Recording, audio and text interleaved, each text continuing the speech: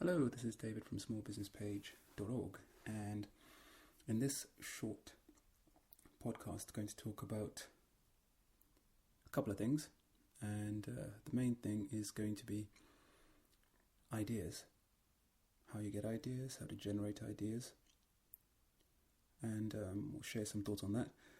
And the next point is going to share a little letter I received from somebody asking for help.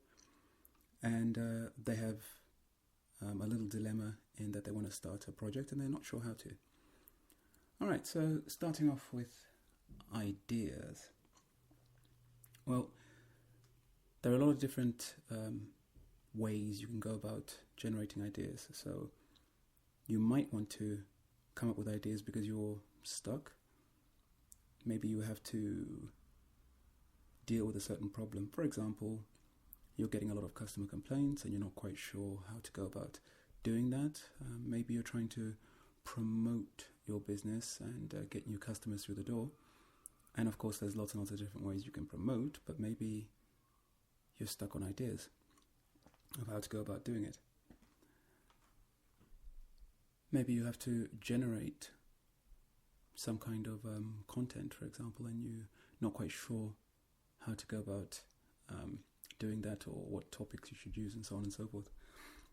So what I like to do, or a method that I teach people, is to simply get a blank bit of paper, preferably with no lines on it, and just start brainstorming, just putting down anything that comes to mind. You might write down what the key term is in the middle of the page. So for example, new advert, if that's what you're trying to do. And then you can just jot down some ideas about what your advert might be about, what angle you can take, just anything, If you're completely stuck, you might put down ideas of ads that you've seen or find interesting, ideas that you've seen on television, newspapers and so on, and you can just put those down. And at this stage, you don't really think too much about how good your idea is. Just put things down and don't really care whether they're good or useless or silly or whatever. Don't judge. And this is just a really creative phase of the idea generation process. And then once you've got as many ideas down as possible, and you can set yourself a time limit as well if you like. So sit down for, 10, 20 minutes, half an hour, whatever, and just get as many ideas down as possible. You can also do this in a group situation or with other people and collaborate if you like. Once you've got all those down, then you can start filtering through them and assessing them and rating them and seeing which is a good idea, which is, feasible, which one you can afford, which one is most likely to work, and so on. So that's one method. Another method that I do is literally just to think about my problem or whatever it is that I'm stuck with ideas on, whatever the issue is. Just think about it throughout the day as I'm going about my business, my life. And I try and carry something like a pad and a pen. I also use my phone as well. I've got a note-taking app there and a audio recording dictaphone type of app. And as I go about my business, I just find that ideas just automatically pop into my head. And sometimes I find it's not instantaneous, so maybe I might think about the issue, whatever it is, and maybe the next day I'll start sort of getting ideas on it, right? But the point is that what I like to try and do is to always be ready so that when the ideas pop into the head, I've got a way of capturing them and remembering them. And remembering them in as much detail as possible, which is why I like to have an audio recorder and a pad and a pen. And I'll just, alternate between those. And the other really strange thing that I find, you'll also find this yourself, that the more you consciously look for ideas, the more you'll find patterns in your own idea generation process, if you like. You'll find that you yourself get more ideas in certain times of the day, maybe certain times of the week, in certain situations where you might find that you get a lot of ideas if you sit down and have a blank bit of paper and you focus. You might find that you have more ideas if you're just strolling in the park or going for a jog by the beach or whatever.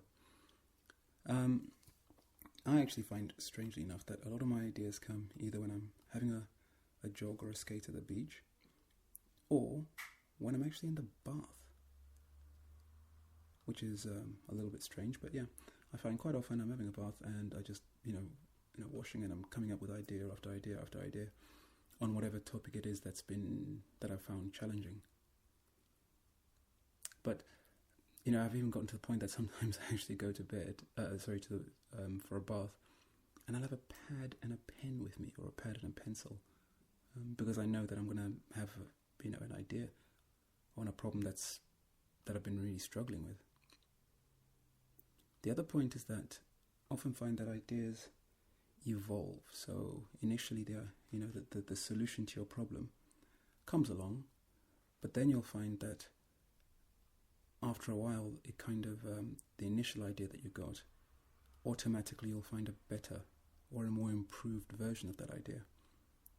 And I think that for me personally, I don't know about you, but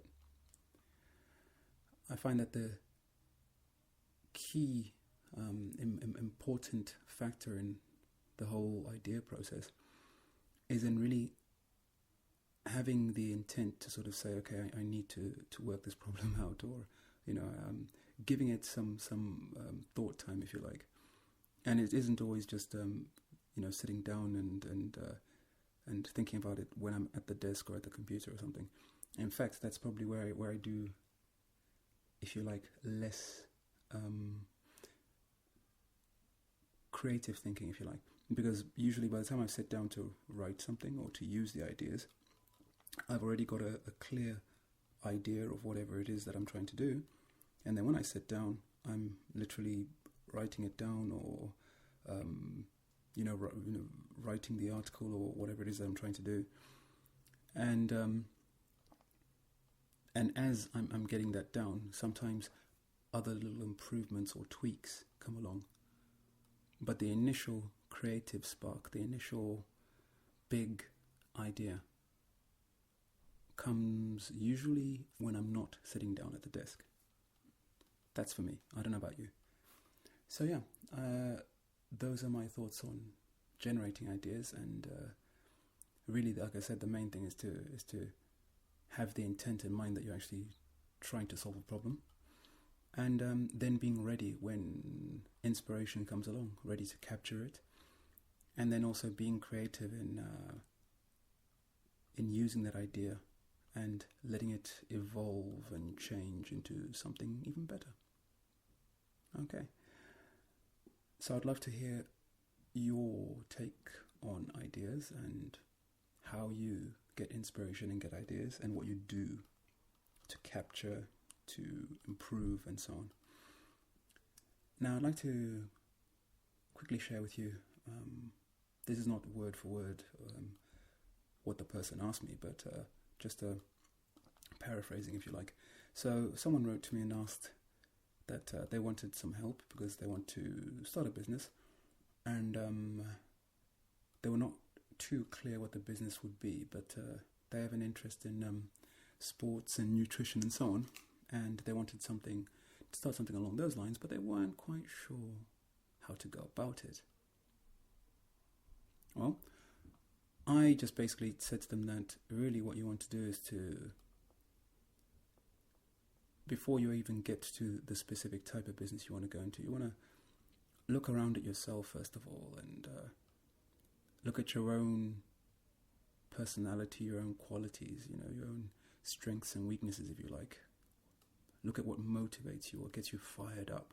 What are you good at? What are you not so good at? What are your dreams and ambitions and goals and so on? Now, I know that sounds really airy-fairy and pie in the sky and all that kind of thing, but I think it's important to have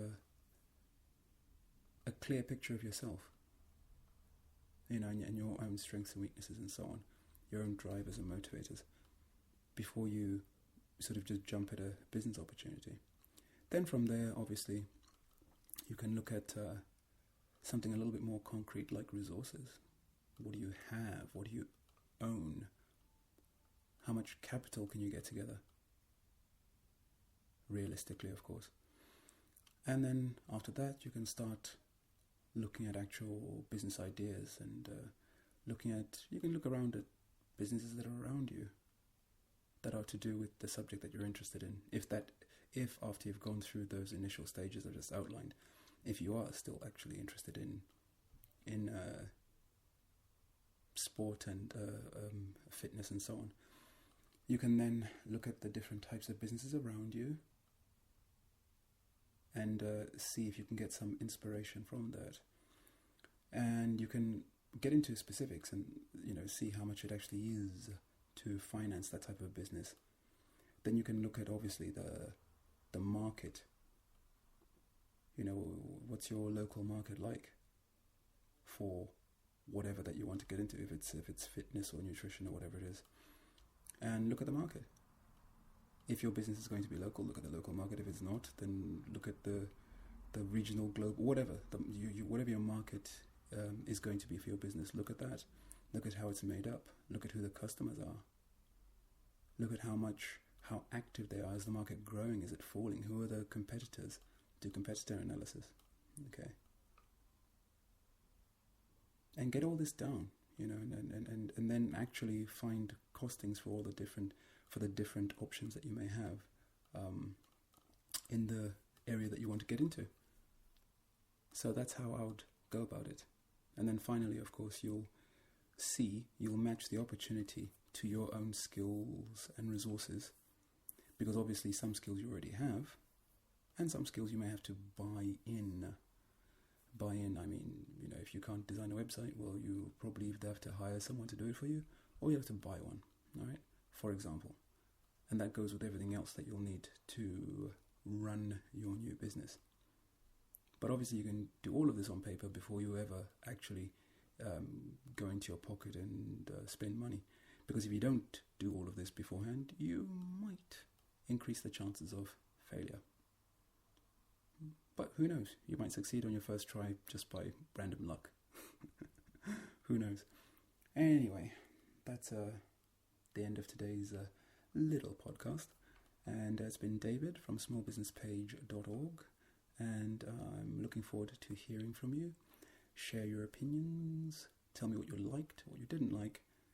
And also, if you've got any kind of small business dilemma, please go to smallbusinesspage.org and send me a message. Or obviously you can, just contact me here. Leave me a message and I'll get back to you on the next show. And in the next show, we're going to be talking a little bit about the environment, and we'll also look at business idea. Okay, I'm going to be looking at different business ideas in each show. I was going to do it today, didn't do it, but there you go. Just ran out of time. So in next shows, we'll be looking at different business ideas, and we'll look at one in each show. And if you've got any suggestions or ideas, as I say, please get in touch. Thank you very much.